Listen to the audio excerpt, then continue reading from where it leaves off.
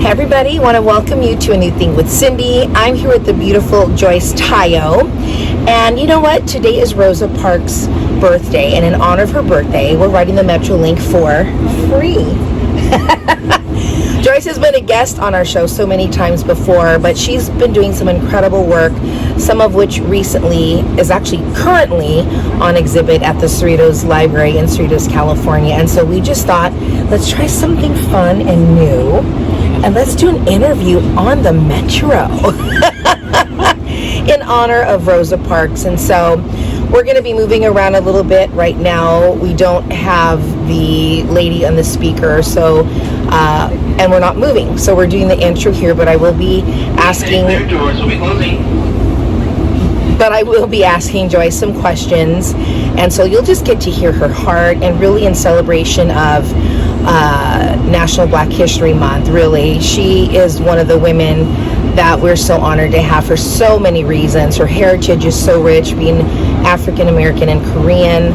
Recently, I just saw you portraying Diana Ross at Music of the March, which was last month in honor of Martin Luther King Jr. Day. And so we just have a lot of wonderful things to talk about. So we're glad that you're with us. And who's ready for this interview? Are you ready? Yeah. Okay, well, the train's a moving. You can't really see it, but we're going. So we're going to switch little frames now. But everybody, welcome Joyce. But everybody, here we go. Would you help me welcome Joyce Tayo. So wonderful to have you. It's been a while since we've had you on the show.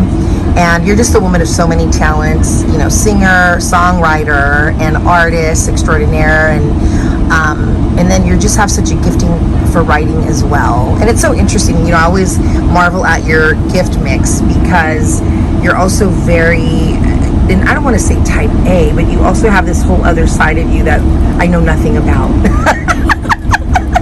What do you mean?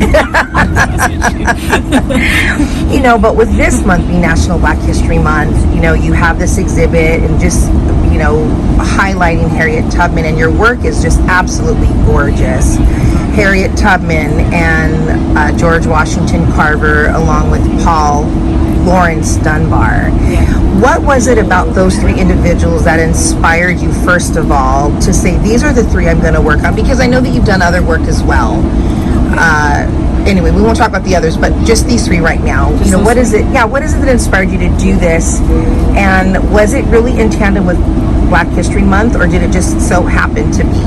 I know nothing about what you do. It's just like, oops, here it is. Very intentional. So. Okay.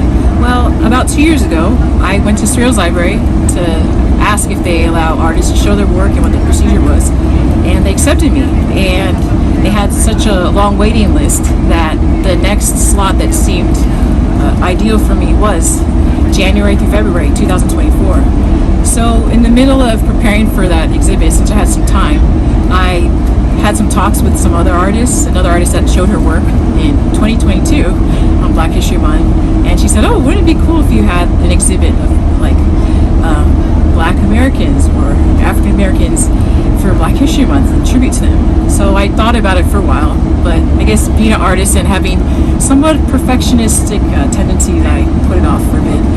And later on, I happened to run into this class serendipitously that a friend of mine had on making cinematic portraits. So after taking that class, it armed me to have the tools to tell a story through the artworks, and it kind of shed light on some figures that may be well known or may not be well known from, you know, the African diaspora. So I picked those three, and actually four others as well prior to those. But I'll talk about the three that Cyndi mentioned first. So the last portrait I made was of George Washington Carver. So he's known for his work in agriculture and for also working with the government and at Tuskegee Institute. He was one of the earliest professors at Tuskegee Institute that worked with Booker T. Washington. Mm-hmm. So there's so much about him that maybe a lot of people don't know. Like I didn't know he was a painter, and a really skilled painter. Wow. So in the portrait I have an image of his painting, but it's darkened so it doesn't distract from him. And he was like so good, like he won a competition for his paintings, yes. So Did they know he was African American at the time that he won? Yeah, they did Wow. too.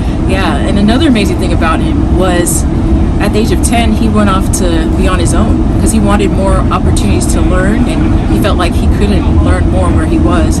So his adopted parents, because unfortunately he lost his parents when he was a baby, both of them. So his previous, I guess, parent owners, since he was born after civil rights. I mean, sorry, the Civil War. Yeah. The Civil War. He was freed, so he still lived with them. But yeah, so he ventured off at the age of 10. And Where did he go?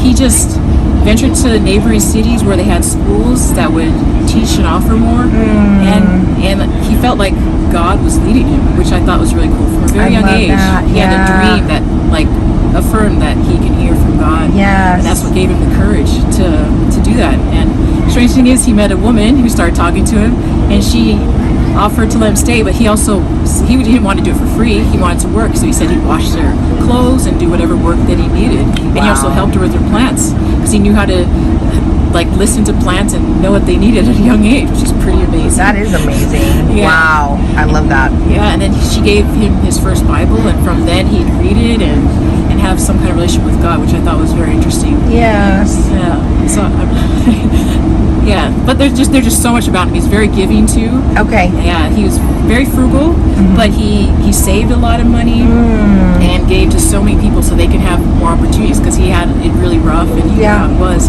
Sure. And he was very diligent too. Wherever he went, he set up a laundry business. He also knew how to cook and clean and do other things. But and he also had a heart for other people. So when there was a lot of sharecropping going on and people were using cotton as their main crop, that depleted the soil. So he educated farmers in the area of how to plant crops that would replenish the soil. So one of them's sweet potatoes, yams, and also peanuts. Wow. But on top of that, but most people didn't know how to use those things. So he came up with recipes and also inventions and other ways to use these foods. And I thought that was really cool. He's also an inventor. Yes. And he's also a good accordion player and singer. A lot of talent. Yeah, a lot of things. Wow. And he realized a lot of farmers couldn't go to his school, to go to Tuskegee to learn. So he talked to Booker T. Washington, and they started an agricultural school on wheels to travel to farmers around the area. Look at that. To educate them so they could have a better life. There's nothing new under the sun. Yeah, so that was pretty amazing. And that was way before Meals on Wheels or anything like that. Yeah. Hundreds of years before. Yeah. Wow. Yeah. And then also during, I believe, World War II, he came up with the idea to dehydrate food so the soldiers can have it shipped over there because a lot of them were going to Europe. So he just had such an impact in so many different levels. I was just amazed. Yeah, that's amazing. I love that. And so what was it about him that inspired you to, is it that you read about him and then you decided I'm going to now draw a picture of him? Is that what it was? How do you decide and determine who you're gonna draw or paint? Okay. Well, I guess from word of mouth. So I had a couple people bringing suggestions, and I read about people. So I did have a list of people that I had in mind, and I'll probably continue this series, but in a different form. Okay. I want to be more free. Yes. But that was kind of it. I just read their stories briefly online, but then for him and for those 3 particular people that I worked on, my latest, I read books either that they wrote or on them. Okay. So I love that. Well, and another one was Harriet Tubman, which interesting that you're talking about George Washington Carver's relationship with God. She had a very strong relationship with God. Yeah. In fact, I didn't realize that of all the slaves that she was freeing, she did not have one slave that she lost. And when you go with God and when you go with where He's leading, you will have no losing and only victory, right? Yeah. Very brave thing that she did. So what was it about her that inspired you? And just beautiful, by the way. Such a gorgeous painting. Oh, thank you. Yeah. Wow, there's a lot. So, first of all, her strength. Yes. For her to free herself basically on her own. Come on. That takes a lot of courage. Yes. And also the fact that she had narcolepsy from I think since she was a teenager. Okay. And still dared to do these rescues. Wow. It was amazing. And not only that, she did most of her rescues in the winter. So it's the coldest time of the year. I didn't know that. So she was a very fierce and determined woman. Yes. times. Yeah, and definitely had the hand of God on her. She did indeed. Yeah, and on top of that, I learned in the process of like learning more about her that she was the only woman to serve in the army during the Civil War. Yes, she was a scout, a spy, and she helped lead. Yeah, she's like gathering intelligence to navigate. Yeah, come on, navigate the soldiers so they can win. And then on top of that, she was a nurse. She had knowledge of plants that had medicinal properties. So there were like some outbreaks that happened, and she had special knowledge that not many people had, and helped, I guess, heal a lot of people during that time. And then on top of that, she did other things to help people raise money. Well, like she baked goods on her own and started a laundry house so that other people that are recently freed could have some work to do. So she's very, very thoughtful. Yes. Yeah, and selfless. Oh my goodness. Yeah. And she helped so many people. She even started a home for elderly Black people so they can have somewhere to live and be taken care of. Okay, so we're continuing our interview and our talk regarding National Black History Month. Here we are with Joyce Tayo, and we left off on the Metrolink, which again today for us is a free ride in honor of Rosa Parks' birthday, February 4, born in 1913, and just truly remarkable woman. I think off camera, both Joyce and I were just talking about some of the courage, obviously, that she had, and just even some of the feelings that we feel when you know you're going to do something that's a little bit scary. Your heart races, and you just have that heart palpitating and pounding, and just some of the things that she herself, Rosa Parks, may have been going through, knowing that she was going to take a stand and not vacate a seat that was, only for whites only. And yet it was a law, so she broke the law, and then of course was arrested. And so, just what an honor and a privilege for us to be able to do the things that we do as women of color. Joyce comes from a not only African American but also Korean as well, and then myself, I'm Latina and Black as well, and I have white in my history as well, just from my forefathers. One of my great grandmother, she was a slave, and so just a lot of things that we have no clue. We have no clue what our forefathers went through, but what an honor and a blessing to be able to do what we do now with the freedoms we have now, and of course being able to still carry on that legacy, right? It's like, I don't believe we are to be given these freedoms just so we can go and, I don't want to say this, but just kind of behave any way we want to do. It's like, no, there's a dignity that came along with what our forefathers fought for. And we have a responsibility, I believe, and a right to carry out. We need to carry out the things. Martin Luther King, he gave his life so that we could have freedom and that there would be equality among all men. What are your thoughts about that? I know that you probably think along those lines as well, but what are your thoughts about that? It's very sobering in a way, because a lot of things we take for granted because of their sacrifice. And I'm also grateful for them to do that, to have the courage and strength. And to think of the future. And I hope that I can do the same too, to help make things better in whatever ways I can, because there still is racism, there still is discrimination, and other things going on. That's not nearly as bad. But there's still work to be done. Oh, so much work. And, I love that recently I was able to witness you portraying Diana Ross.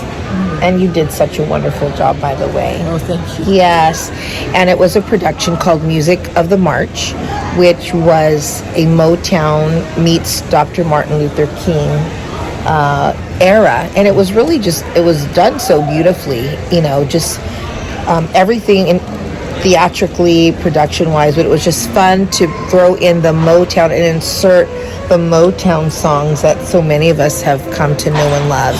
And then just seeing some of the, he was very involved with Aretha Franklin was very involved with his with his movement as well. And just some of these songs, Diana Ross and all of the different things, Michigan and Motown, the role that it played as well. What was it like for you to play the role of Diana Ross? It was a stretch because I think she was 22 at that time, so very young and shy and naive, which is very different from the Diana Ross we know. So I'm coming out, and very. Yeah, and I guess another challenge was I also had another role. I played Marian Anderson, which is like when she was 66.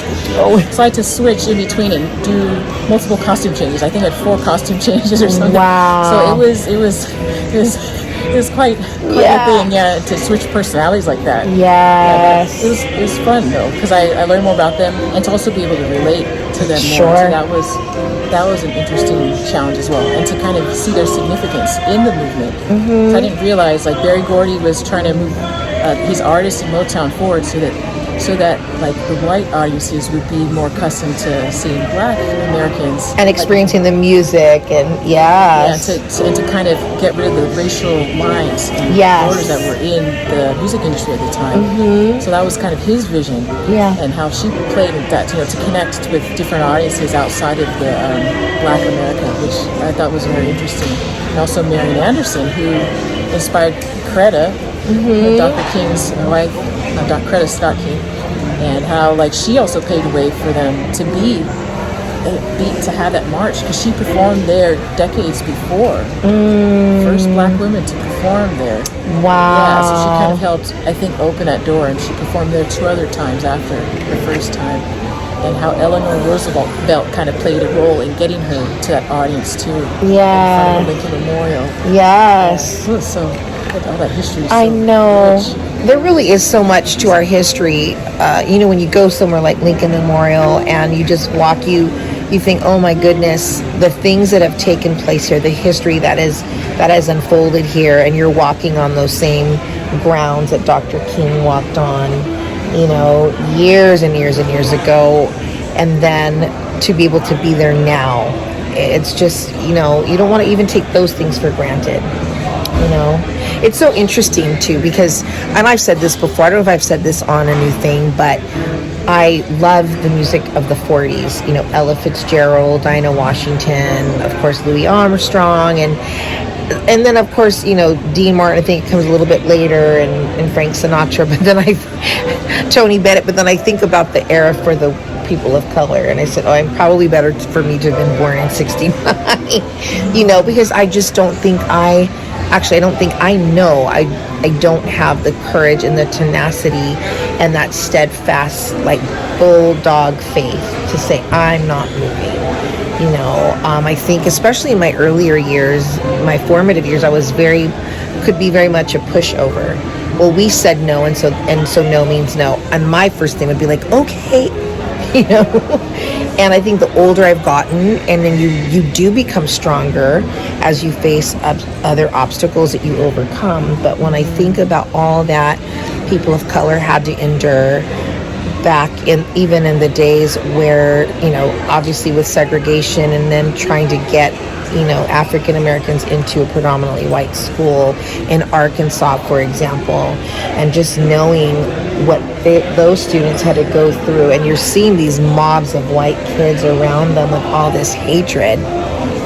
I'm looking at these pictures horrified in my 50s, looking at them and going, oh my goodness, truly, it's one of those things where you say God and faith had to have played such a role that we will have no knowledge. Negro spirituals did not come out of nowhere. These songs they're attributing their strength, and they're calling out on a God who delivered, the same God who delivered the children of Israel from the hand of Pharaoh. Harriet Tubman, we talked about her. She was also termed as a Moses. She had that tenacity, that faith. No, you let my people go. And she did it in a way of stealth, and I believe God's wisdom. And I'm just talking about just so many different things. I mean, you can go in but chime in. And anywhere, because I'm going in all different kinds of directions. being born today, and back in a day when like lynching was happening, and just things that we have no concept, Joyce. We really don't. We are very blessed people to be able to do and have the freedoms that we have today for those who've gone before us. It's heavy. It's heavy. It is. It is. And I know, you've worked with Deborah Jane, and last year I had the honor of being a part of her Strange Fruit premiere. But in preparing to interview her, I had never seen so many photos of lynchings, just in preparation. And I have to say, I wept, seeing young boys, men, the feet of women hanging because they were black, because of the color of their skin.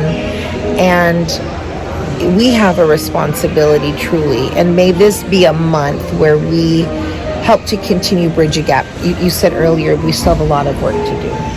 What are some of the things and some of the ways where we what can we do to help bridge the gap and to help continue the work of what many have done, like Rosa Parks, for instance, Harriet Tubman?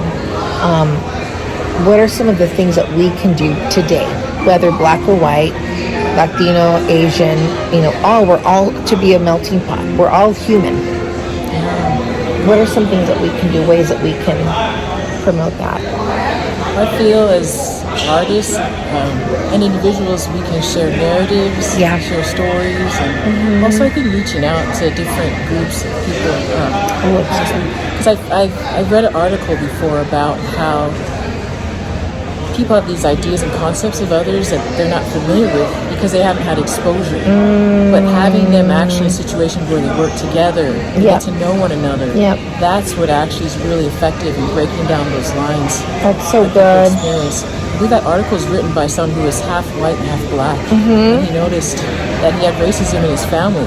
And just to find out like what really helped break that line. And that was one of the big things he mentioned. So good. But how can we have events, and things where that happens more often, where we see people of different backgrounds, ethnicities. Yes. And just see diversity in so many ways. But not only that, people with disabilities. Yes. Like I feel like knowing their stories too. And I know this is about Black History Month, but I just feel like there's diversity in so many forms, and trying to be exposed to that and know what people are going through, struggling, having that empathy and that compassion, and actually finding ways where they can help and reach out. Yes. Like that would be big. That's so good. I love that. Exposing yourself to other cultures and things that you're not so familiar with. Maybe something as simple as taking your family or your kids, like if you're not a black family and that you're not familiar with the black culture, maybe taking them to go to like the Martin Luther King Jr. Museum, or an African American or a Hispanic museum. For example, we're right here at Union Station, so we took the train, Union Station. We're getting ready to jump back on the train to go back to Orange County. But across the street from us is Olvera Street, and just really taking the time to, what are some things we can do? If you're in the LA area, you can jump on a train, and come to Olvera Street. Maybe you're not familiar with a whole lot of the Hispanic culture, but there's so many different ways. I love that. Exposing your family and you exposing yourself, especially maybe if it's a culture that you don't care for. Yeah. And let's be real, what are some cultures that I really don't care for or that I'm not privy to? Maybe taking the time to go visit one of those areas, or, even in our own backyard, we have Little Tokyo, we have Chinatown, we have Little Ethiopia, there's all these different places in LA where you can come, and if it's a culture you don't know, come to one of these areas, right? Yeah. Also getting involved too. Getting involved, yeah. I love that. So good. Because and at the church I'm going to now, there's there are some people that are experiencing homelessness, and the congregation is just embracing them and getting involved in their lives. Yeah. But for me, I've never really had that exposure Yes. with someone who's homeless, like for a sustained amount of time. So doing things like that are, but maybe aren't comfortable, but they'll open your eyes to what things they go through. That's so good. And you can make a difference. A lot of these people that I did highlight in the series, they made a difference too. Yes. Even if it's just listening and just being there for them and saying hi, Yes. smiling, like Yes. you don't, like I didn't realize how much of a difference that can make. But if you could do more, even more, giving them shoes or Yes. or taking interest in different people. That's so good. A smile goes a long way, and a hello even more. I know sometimes I'll have this urge, like as I'm thanking somebody, I'll say, now tell me your name again, or tell me your name. And there's just something about when they tell me, their people love to be called by their name. And so this happened the other day. I was traveling from North Carolina back to California, and our layover was in Houston, and this one precious girl was helping me at the store. I think she said her name was, it was either Lolly or Polly. It's a few days ago, so I don't remember, but I thanked her, and I said, thank you so much, and just this smile came on her face. May this be a year of where really we make intentional choices to care and to go above and beyond what we normally do. Like, I think that's how one of the ways that we can contribute to some of the change is just saying hi, smiling, getting out of your comfort zone, putting yourself in places where you're meeting people who are not like you, and where you're giving to others. We become such a self-centered, self-saturated society. Everything's about me, me, me, me, me, me, me. I think when we make things about others, black, white, Hispanic, it doesn't matter. When we make things about others, I think we really could see change. The change that we talk about, I feel like we're just going in circles, but it's so me-centered. It's so me-centered. So the people that you highlighted in your series, and you can, for those of you that are in the Southern California area, we want to invite you to go to the Cerritos Library, and we will have that information right here available. Go to the Cerritos Library and take a look, visit Joyce's exhibit. We only talked about 2 of her 3 of this series. The other one was Paul Lawrence Dunbar. Oh, and we need to get going because our train takes off in what? 8 minutes. Oh, in 8 minutes. Okay, we're going to finish this conversation, and but don't go away. We will be right back after this message. Okay, so we're ending this time back on the Metrolink, heading back to Fullerton, and I'm telling you, yes, the public transportation is quite the adventure. We're smelling some things that we don't normally smell in our day-to-day. Okay, so we're talking a little bit about Paul Lawrence Dunbar. We don't have to go into a whole lot of detail, but I do want people to know who he is, what he's known for, and why you felt you wanted to capture who he was, but also talk to us a little bit about the process and how long it takes. Because is it color? It's color paint onto photos, or So talk about Paul Lawrence Dunbar, and then I want to talk about the process, because what you did was beautiful. Thanks. Yeah. Okay, so Paul Lawrence Dunbar is an author. He's known for writing poems as well as novels. Okay. I believe short stories too, and lyrics to songs. So I thought he was very interesting, and he inspired Maya Angelou as a predecessor for her. Okay. And he outlined life for slaves and people who were former slaves, and showed the struggles and things that they went through. Okay. Pretty amazing. Well, just the fact that you've honed in on those 3. I know also Bessie Coleman. I came across her as just an individual and about her life. I don't remember what airport it was, but I was traveling. I said, who is this? I saw this African American woman, and I saw her as she was an aviator, and I was like, I don't know anything about her, but I know you've captured her as well. The series as Who all is in this series? Yeah, so it's Bessie Coleman. Okay. She's also known as Queen Bess. Queen Bess. And so she's like a stunt flyer, first African American and Native American woman to fly in the U.S. Wow. And she learned in Paris, Paris, France. Yes, I do remember reading, and I thought of you when It's funny. Yeah. So she's the first one, and then also Paul Revere Williams. Okay. So he's an architect that kind of created the LA look. So he was architect of the Beverly Hills Hotel. Oh wow! And that cool, like futuristic structure at LAX that kind of looks like like some space kind of structure. He did that in a lot of homes for celebrities like Lucy and Desi Arnaz. Lucille Ball. Yeah, them and so many celebrities. Like I believe he architected over like hundreds Okay. of homes and like structures. Interesting. He's a very interesting person. Also, what else? Joseph Bellon de Chevalier-Saint-Georges. Oh. I love that. So there's a movie recently about him. So he's an expert fencer as well as a composer, violinist, and thought to have influenced Mozart back in the day. Interesting person. And then Susie King Taylor. She's the first nurse and during the Civil War, and she's also a teacher. She became a teacher when she was 15. Oh wow. Yeah, so I thought, and she also, I think, recorded like her life, part of her journey. So one of the first published African Americans as well. I love that. Wow, those are some pretty amazing people. And here's the thing, Joyce, I've never heard of most of those. I think the first that we talked about, of course, Harriet Tubman, and then Joseph Carver Washington. I always get it wrong. George Washington Carver. And I think other than that, I haven't known other than Bessie Coleman, but I know she was even in this series.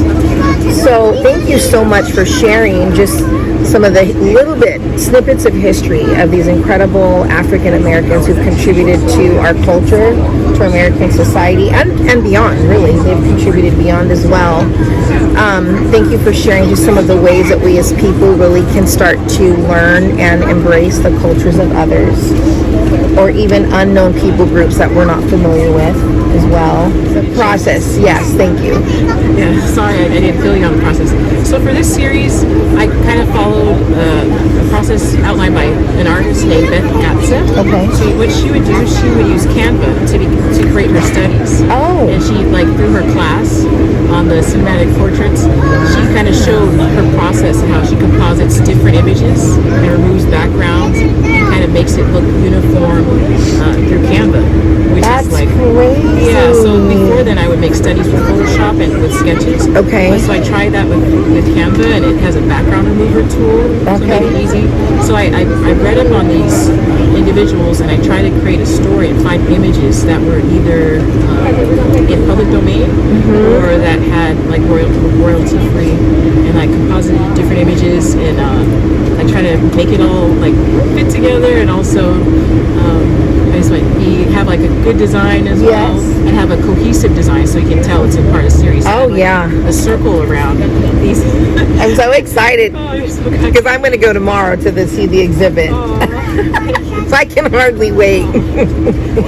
Yes, I have like a circle around them to kind of show like how they radiated and kind of like their life force and the change and impact they made in a way. Yes. Yeah, kind of like how they have in like religious art too. Maybe some people say it's like a halo kind of thing. Also a spotlight to show like, it's like, hey, I want to highlight these people because unfortunately I didn't know about a lot of these individuals myself. Sure. And a couple of people that were knowledgeable of history like shared them with me, and I did more research, and then I was like, oh yeah, I was really inspired to capture them. Yeah, all the different people in this series, and I try to have like a diverse group as well.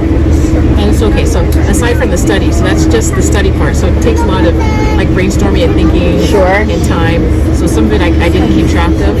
Like usually it would take about 4 hours, I guess, to like put together. And I had different versions too. So I usually have like one version, and then I think, oh, it's missing something. So then I like continually create different drafts and versions until I came up with one that was happy with. Okay. So it is a process. It usually takes a couple of days until I'm like happy with it, even though it's just a couple hours. But I'm thinking of it like constantly. About how long from start to finish for one of your subjects? Okay, so with the study, about 4 hours, and 42 to 60 hours. Painting. Wow, Yeah, for just one. Yeah, and then varnishing another hour. Okay. Yeah, just letting it sit for about 2 weeks so it sets. Wow. Okay, so how many total are in your series?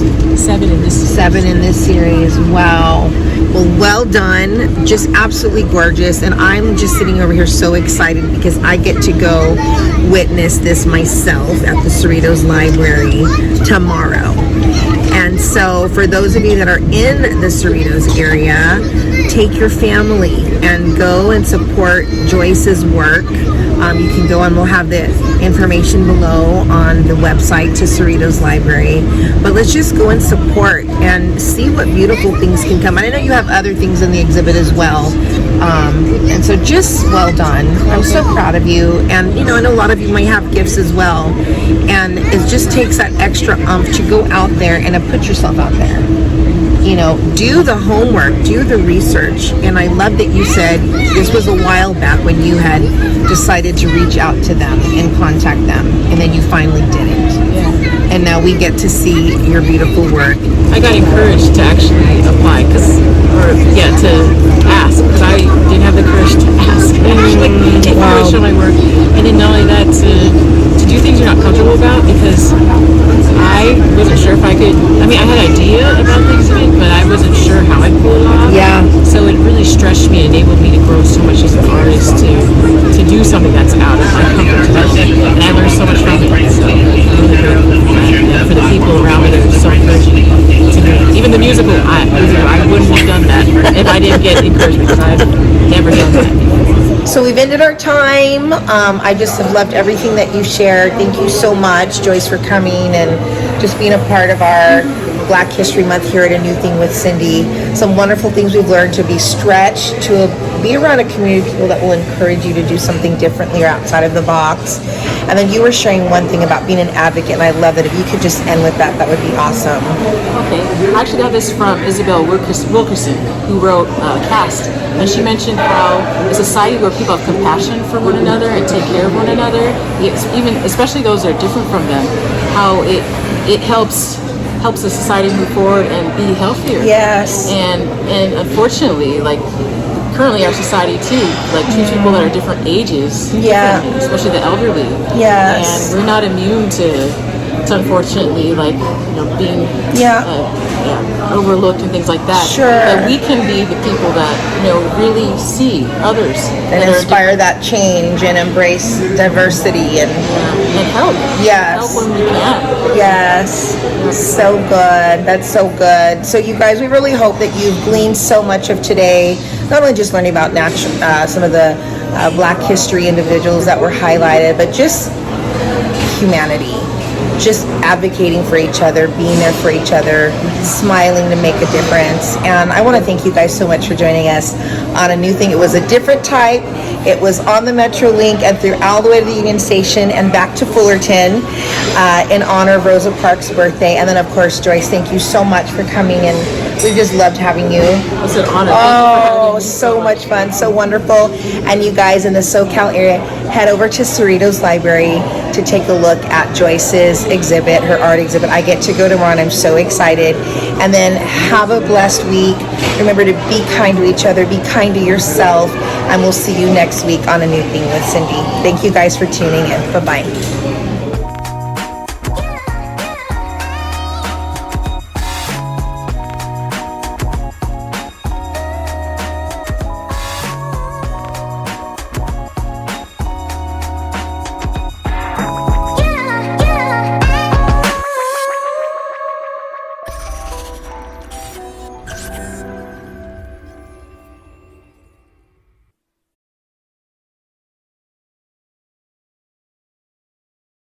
Make sure to use those handrails when moving throughout the train.